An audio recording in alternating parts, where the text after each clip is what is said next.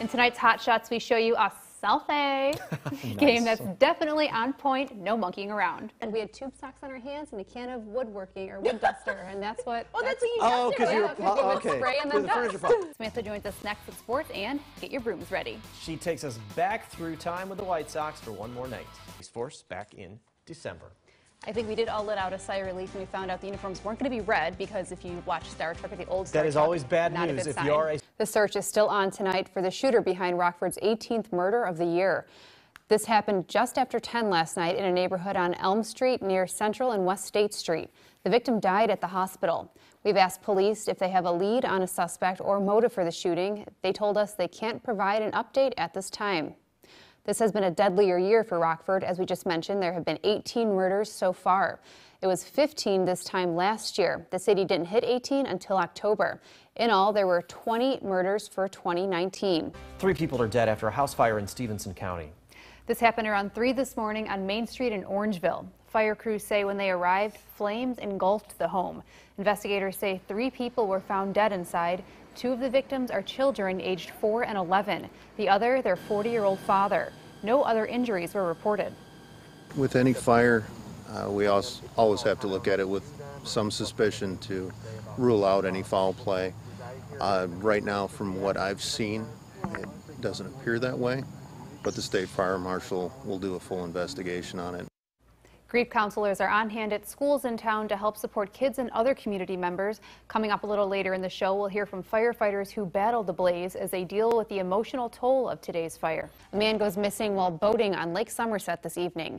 Investigators say it happened around 5:30 when the 64-year-old jumped off the boat and never resurfaced. Divers from multiple jurisdictions are searching the lake in an effort to locate the man. Here you can see several ambulances lining the shore as first responders search the lake from boats. No other details on the search have been released. The Winnebago County Sheriff's Office is investigating. Winnebago County's top prosecutor calls Representative John Capello's actions on social media unacceptable. The state rep spoke in Rockford at a Back the Blue rally over the weekend, a rally drawing out a large number of counter-protesters. After, Capello then took to Facebook thanking supporters. That's when someone commented asking him if, quote, now is it time to lock and load. Capello replied, not yet, but be ready. In a statement, Winnebago County State's Attorney Marilyn Height-Ross condemns that type of divisive, irresponsible rhetoric is inappropriate in any community, and especially in a community where individuals have messages that they want to convey, and we should all be respectful. We should respect each other, respect yourself, but more importantly, embrace your differences. Representative Cabello turned down Eyewitness News' request for an interview about the comment. He did say he stood by his comments and, quote, these 5 words have been contorted and twisted into something that it's not. A retired doctor faces over 24 counts of having and sending child porn on his computer. Illinois State Police arrested Dr. Frank Ventimiglia early this morning. Investigators say they began looking into Ventimiglia in late July after he allegedly sent files containing child pornography. The 74-year-old is now charged with disseminating videos and images of children under 13 and possession of child pornography images under 18. Authorities say the investigation is still unfolding and more charges could be added. In Rockford, squad cars, a police helicopter, and canines are used in a high-speed chase to find 4 armed robbery suspects Saturday night. Just after 9:45, multiple agencies and police cars and a helicopter chased the suspects to Linden Road near the Beacon Hill apartment complex. That's when the 4 men in the alleged stolen car came to a stop, and all 4 got out and ran away. Police were able to catch all of them, and they believe these 4 men are connected to the armed robbery at the Dollar General on Kishwaukee that happened earlier Saturday afternoon. None of the suspects' identities have yet been released. As if 2020 couldn't get any weirder, a Loves Park man proves lightning can strike twice in a good way. He won $1 million playing the Powerball. He bought the ticket at this mobile gas station on North 2nd in Loves Park. But that's not the end of it. That player was on his way home from a lottery claim center after cashing in a separate $10,000 prize. The winner chose to remain anonymous. Today marks the start to another holiday. Everyone, happy Festivus. It's the non-commercial holiday celebration made popular by an episode of Seinfeld. The holiday's tagline, a Festivus for the rest of us. Instead of a Christmas tree, there's an unadorned aluminum Festivus pole. Festivus starts with a dinner, followed by the airing of grievances when family and friends tell each other how they disappointed each other during the year. Then there's the feats of strength, namely wrestling. Festivus is not over until the head of the household is pinned. If you don't want to host your own Festivus celebration, you can simply watch the Seinfeld episode titled The Strike. And here's a fun fact. Festivus was created by Reader's Digest editor and author Daniel O'Keefe, and he first celebrated in 1966. His son, a writer for Seinfeld, wrote the episode that featured Festivus. Scientists finally agree Rockford's dinosaur Jane is a bona fide T-Rex. Since her unearthing, Jane's skeleton has been on display in the Burpee Museum. Last week we told you about the new research surrounding Jane and a similar dino named Petey. For 2 decades, paleontologists went back and forth to correctly classify Jane and Petey. Some argued they were young T-Rexes, while others thought adults of a different species entirely. But new technology has helped paleontologists dig up the facts about Jane and Petey. They cut into the bones and started looking at the internal bone structure and were able to diagnose Jane and Petey as young, rapidly growing individuals, so definitely not an adult specimens. Jane is considered the most complete juvenile T-Rex ever uncovered. Her 20-foot skeleton was discovered in Montana back in 2001. Today, the public was able to speak their mind about the decision. Brittany Toolis was there. She joins us live from Rockford. Brittany, the hearing at the Nordloff Center was filled to capacity. Eric and Mimi, over 24 people stepped up to the mic to fight to keep behavioral health services at Mercy Health's Rockton campus. While the Nordloff Center quickly filled to its COVID capacity, dozens of supporters stepped out onto Main Street holding up signs saying, "No mercy." I'm going to step to the side so you guys can get a better look at them.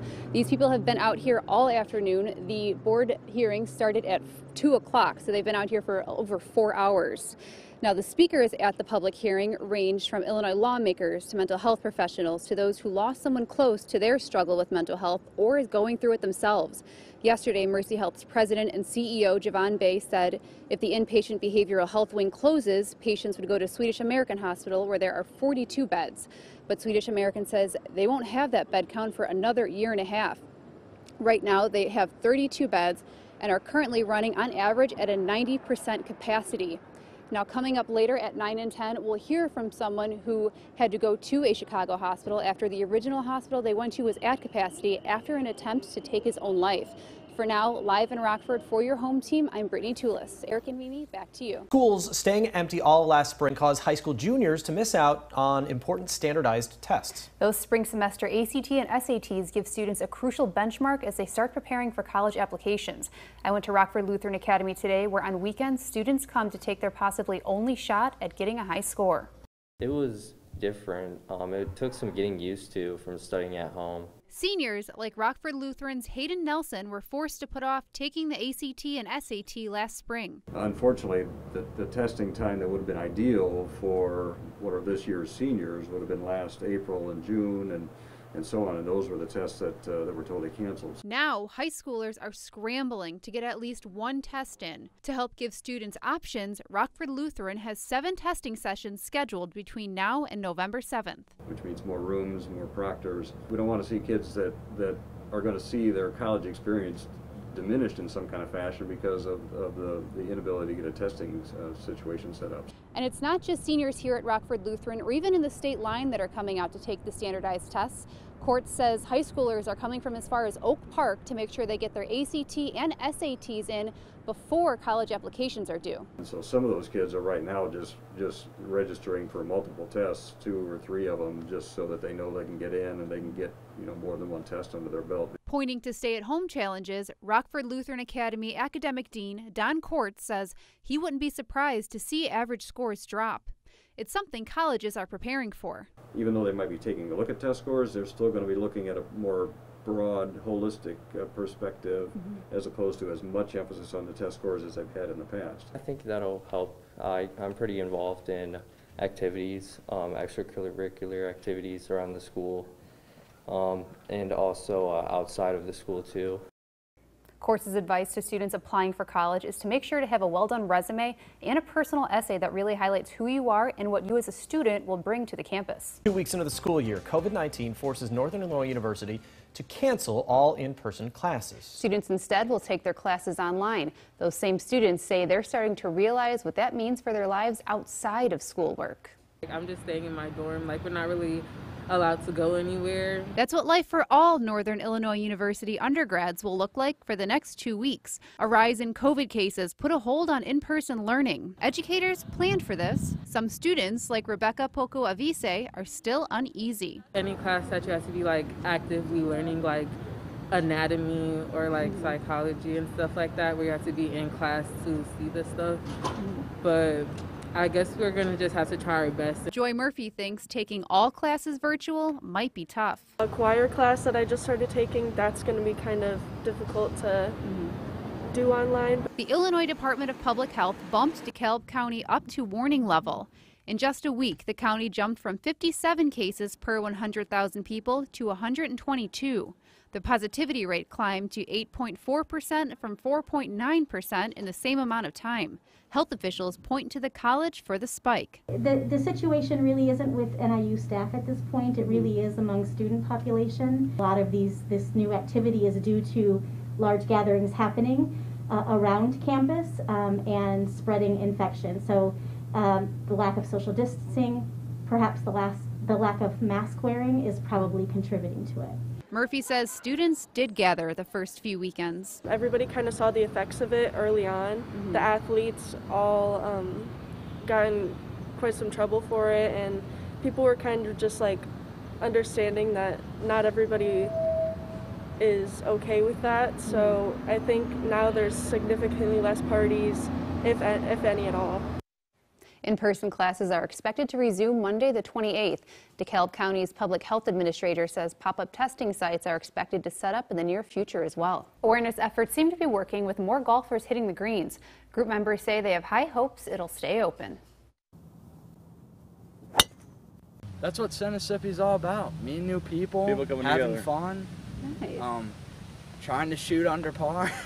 New golf buddies Eli Parker and Dennis Oblinger hit the links at Mississippi Golf Course Tuesday afternoon. But time is running out for those trying to keep the 9-hole course open. The board will be making some announcements again. It's that time of year, so they haven't told us where we stand. But our revenue is up, rounds are up, the course is in fabulous condition. Save Mississippi Golf Course has been hard at work the last 11 months, raising money and trying to get more golfers to tee off at Rockford's oldest golf course. Last year, the Rockford Park District found Mississippi's greens ended the year in the red with a $120,000 deficit. But things are looking up. As of August, we're up 15% compared to last year. The Park District also informed us that we are actually profitable so far this year. Those fighting to keep it open say the course is where many area golfers have taken their first swings. It's a better course for the youth and beginners because there's no water to lose your golf balls in. There's no sand bunkers to cause you problems. It's not as tree-lined as it used to be. Oblinger, a newcomer to the sport, agrees. Bought my first set of golf clubs and I'm just learning the game. It's an aggravating game, frustrating, but it's really fun. It's nice to be out here and out in the nice weather. And the short course makes it easy to squeeze a game in. You can do it in an hour and a half. You can get around 9 holes really quick. So even if you take a long launch or you get up early in the morning or you want to stop after work and get a quick 9 in, it's just an ideal place.